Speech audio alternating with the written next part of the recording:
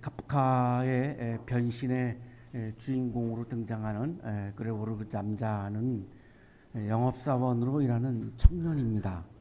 어느 아침에 잠에서 깨어났는데 벌레로 변해 있는 자신을 발견합니다.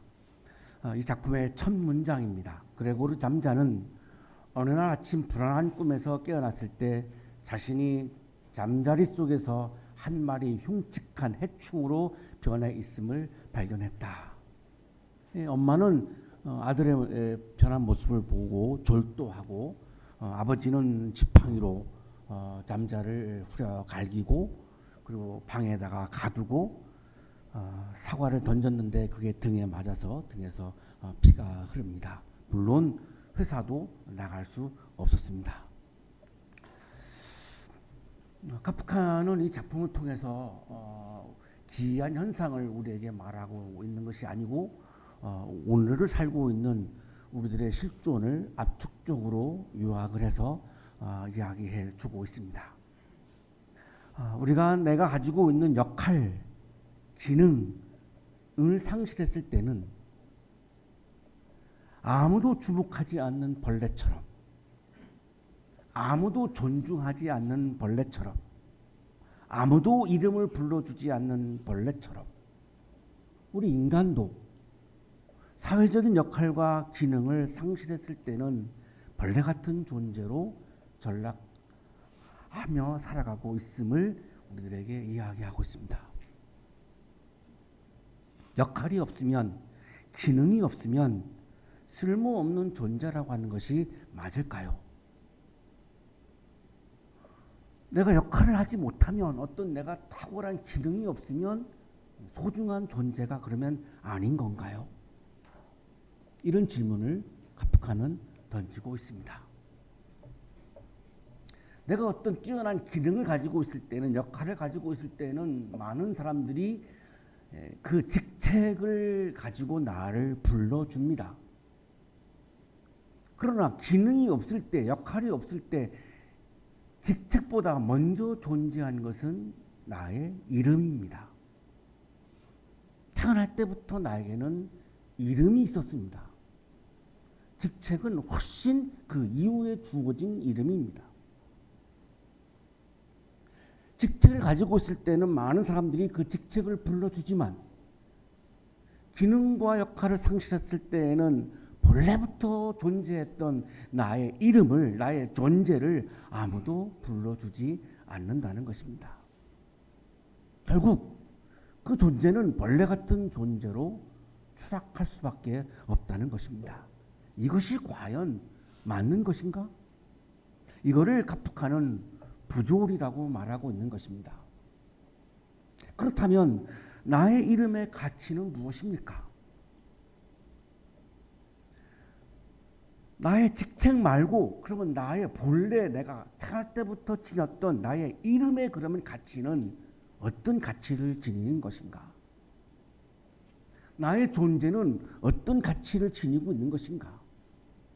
직책으로서만, 기능으로서만, 역할로서만 나는 존재할 가치가 있다는 것인가? 라고 하는 것이 오늘 아침 우리들의 질문입니다.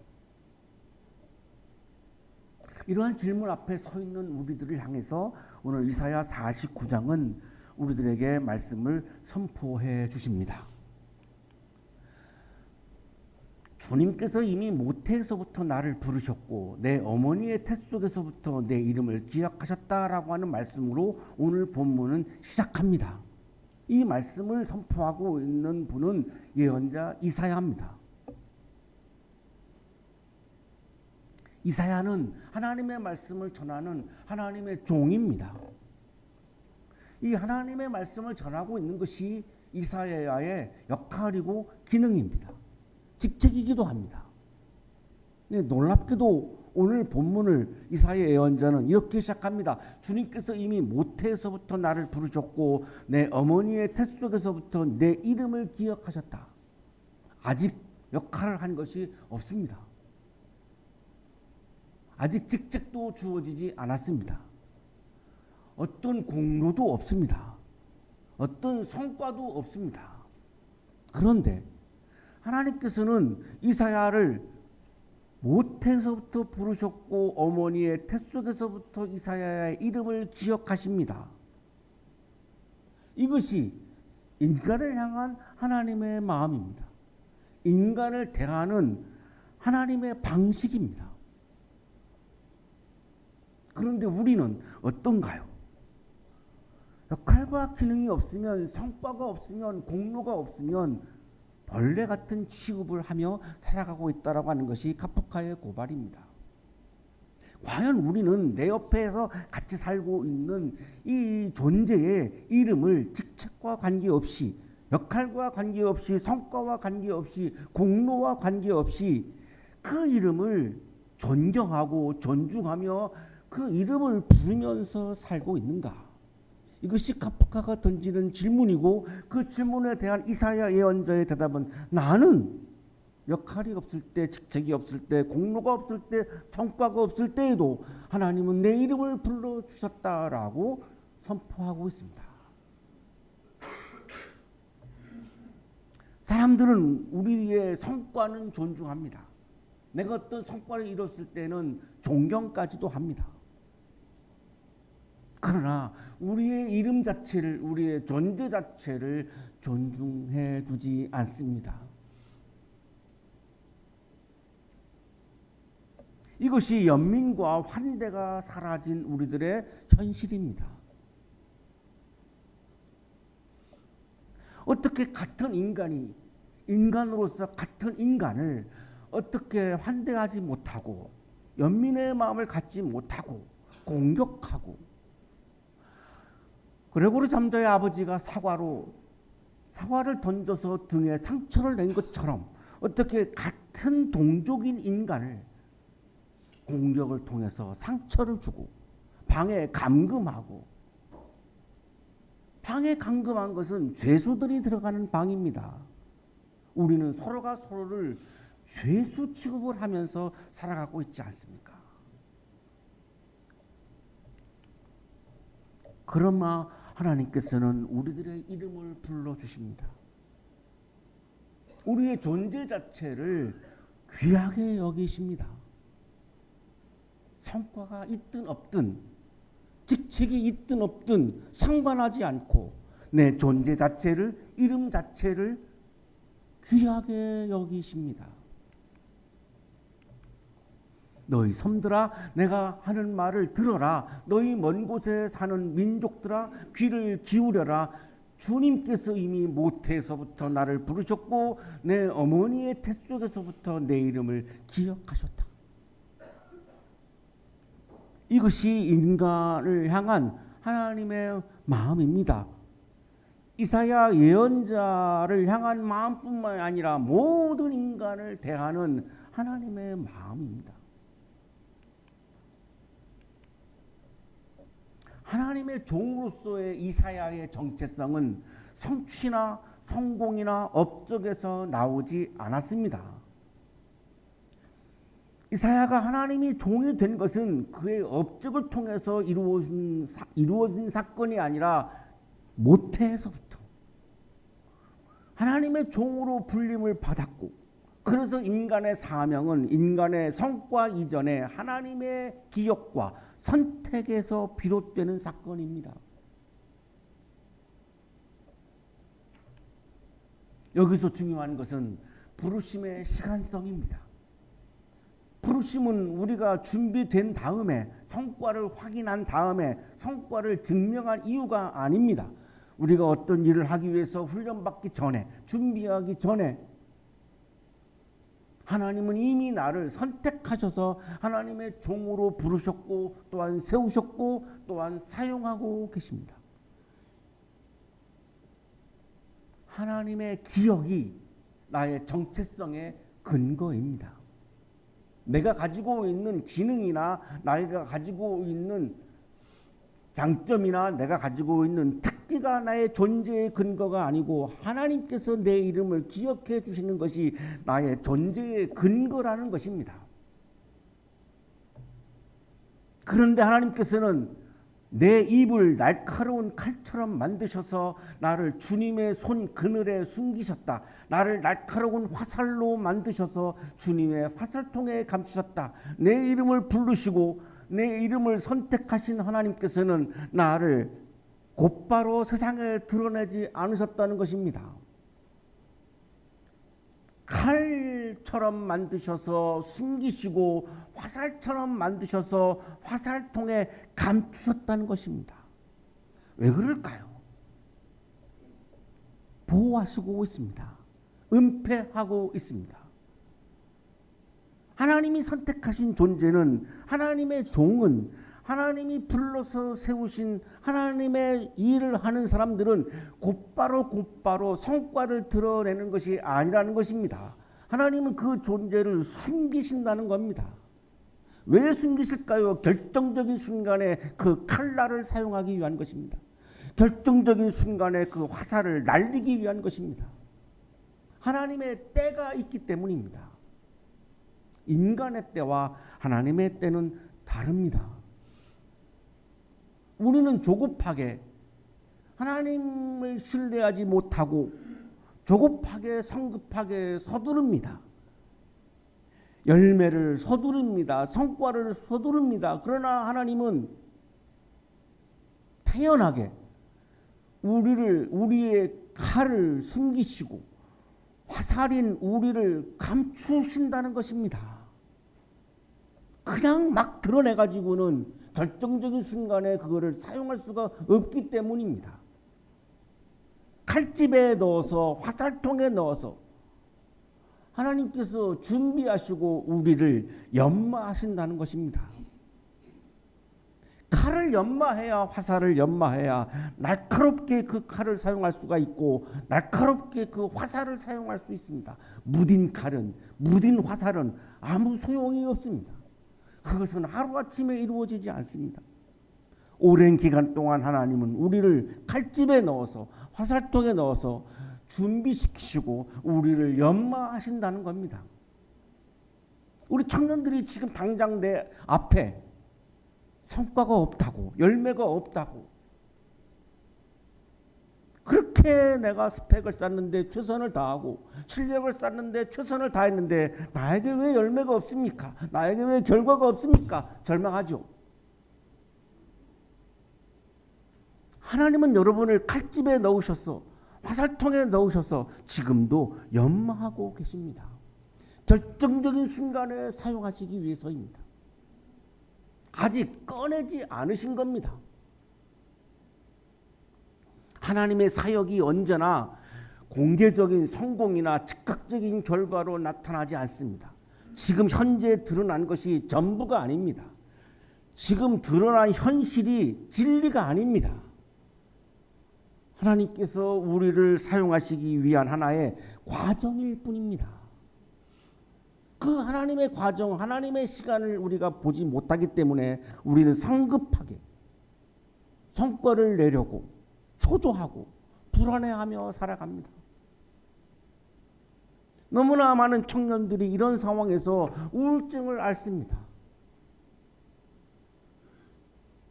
하나님의 침묵은 하나님의 부재가 아닙니다. 가장 정교한 타이밍을 기다리는 하나님의 은폐입니다. 가장 결정적인 순간에 화살을 날려보내기 위한 하나님의 연마입니다.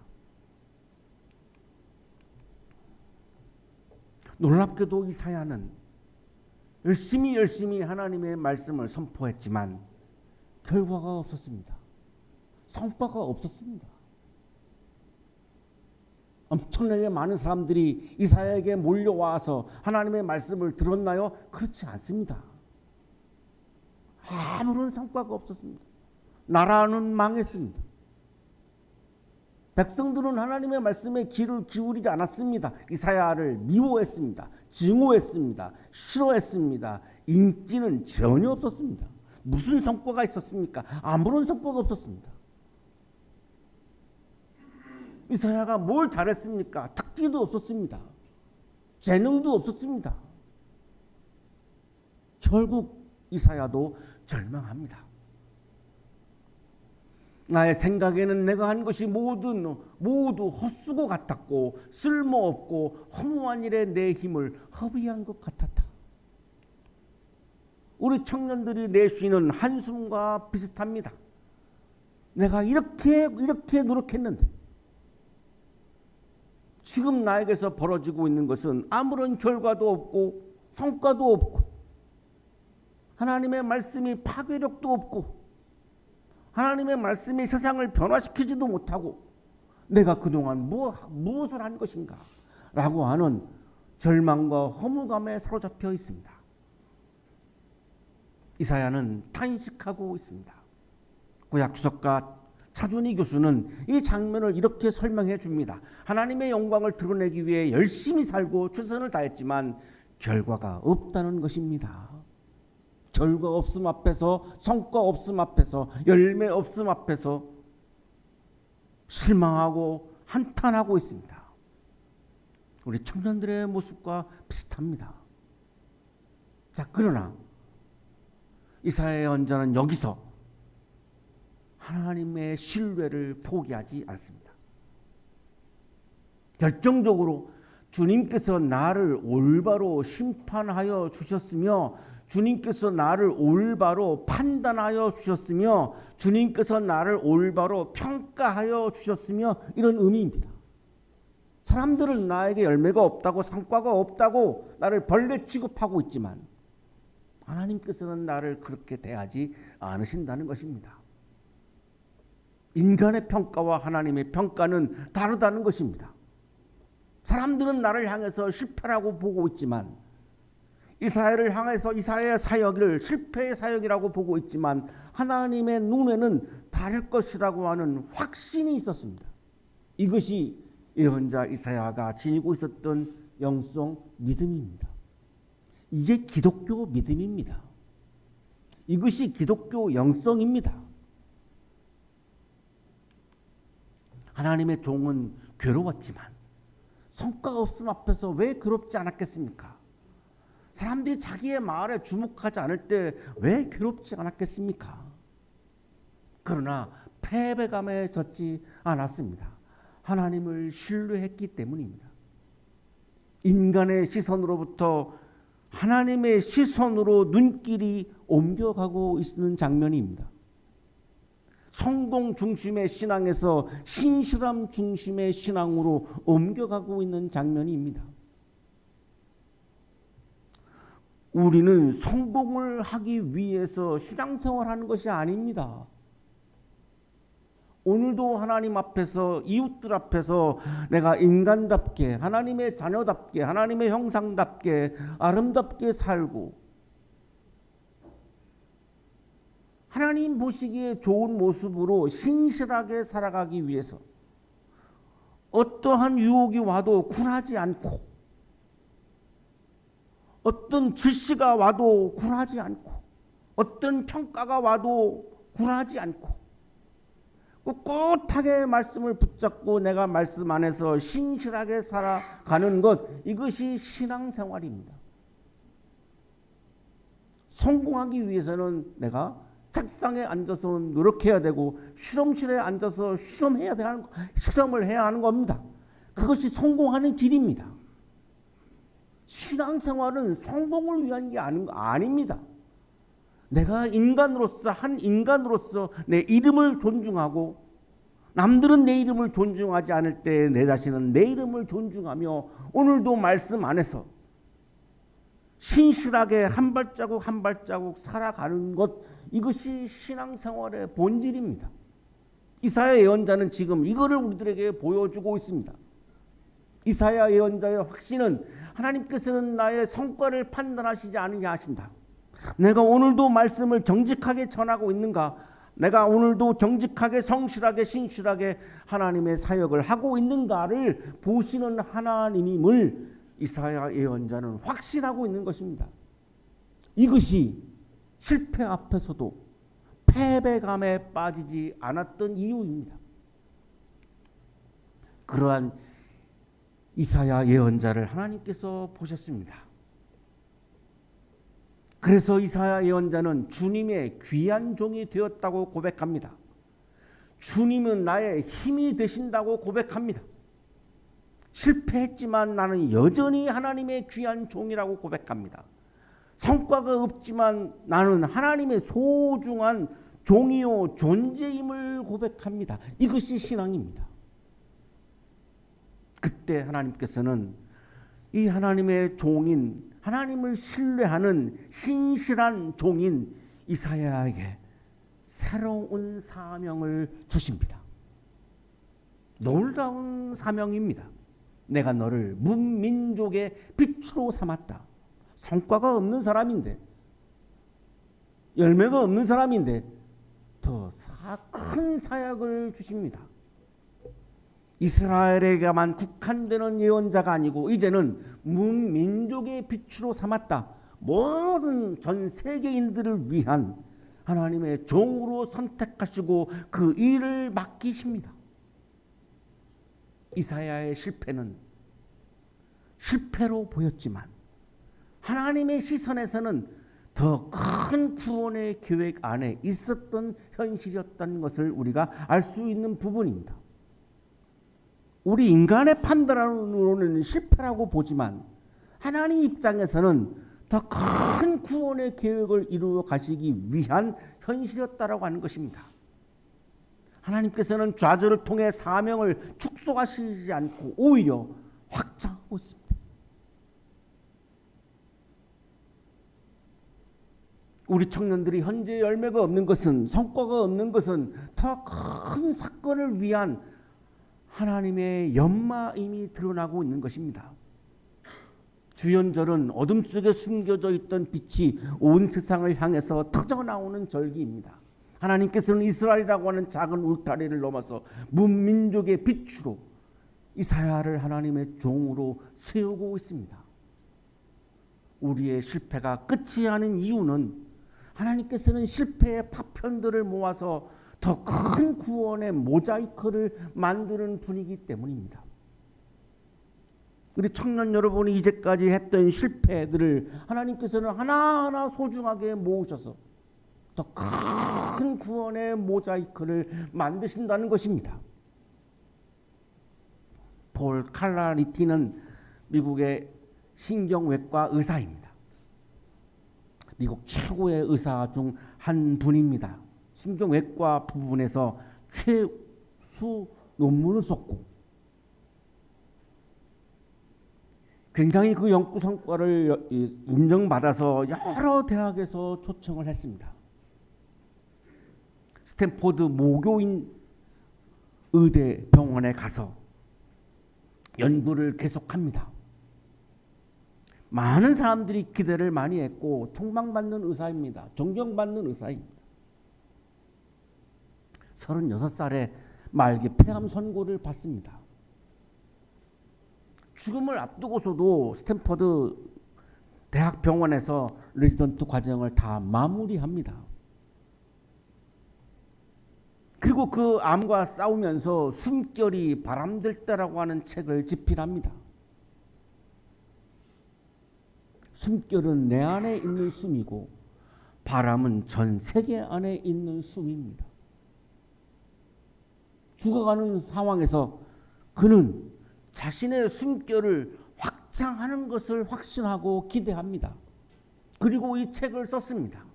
그의 아내인 루시 칼라니테가 이 책 프롤로그에 이렇게 썼습니다. 폴은 이 책을 통해 새로운 방식으로 남들을 도우려 했고 이는 그만이 남길 수 있는 업적이다. 그의 인생은 의사로서 이제 더 이상 수술할 수 없는 실패한 인생인 것으로 보였지만 그는 더 큰 빛으로 남았습니다. 작가로서 더 많은 사람들을, 더 많은 생명들을 깨우치고 살리는 빛으로 남았습니다. 이것이 우리들의 시선과 하나님의 시선이 다른 부분입니다. 윌리엄 몰트만은 이렇게 말합니다. 죄인은 그가 사랑을 받기 때문에 아름다운 것이지 그가 아름답기 때문에 사랑을 받는 것은 아니다. 죄인은 그가 사랑을 받기 때문에 아름다운 것이지 그가 아름답기 때문에 사랑을 받는 것은 아니다. 하나님께서는 우리의 성과와 공로를 보며 우리를 사랑하는 것이 아닙니다. 우리의 성과와 공로 이전에 우리의 존재 자체를 사랑하십니다. 성과와 관계없이 우리의 이름을 귀하게 여기며 우리의 이름을 불러주십니다. 그래서 오늘도 우리는 빛나는 아름다운 존재로 살아갈 수 있습니다. 하나님의 사랑을 받기 때문에 우리는 아름다운 존재로 살아갈 수 있습니다. 내가 아름답지 못해서 사람들은 나를 인정해 주지 않지만 하나님은 우리를 끊임없이 한결같이 사랑해 주시기 때문에 나는 오늘도 아름다운 빛나는 존재로 살아갈 수 있습니다. 세상은 성적표와 연봉으로 우리의 이름을 부르지만 하나님께서는 모태에서부터 지으신 그 고요한 이름으로 우리를 부르십니다. 숨겨진 시간을 견디십시오. 하나님의 연마의 시간을 견디십시오. 우리는 이미 하나님의 화살통 안에서 빛나고 있는 화살입니다. 사랑하는 한양 가족 여러분, 실패가 반복되는 삶 속에서 우리는 지칩니다. 새해가 되었어도 여전히 우리는 실패의 한복판에서 숨쉬며 살아가고 있습니다. 그러나 성과와 관계없이 모태에서부터 내 이름을 부르시고 내 이름을 존귀하게 여기시는 하나님의 사랑을 기억하시며 하나님의 사랑을 확신하시며 오늘도 다시 일어나서 빛나는 아름다운 존재로 오늘도 오늘의 일상을 살아가시는 여러분의 아름다운 삶이 되시기를 간절히 축원합니다.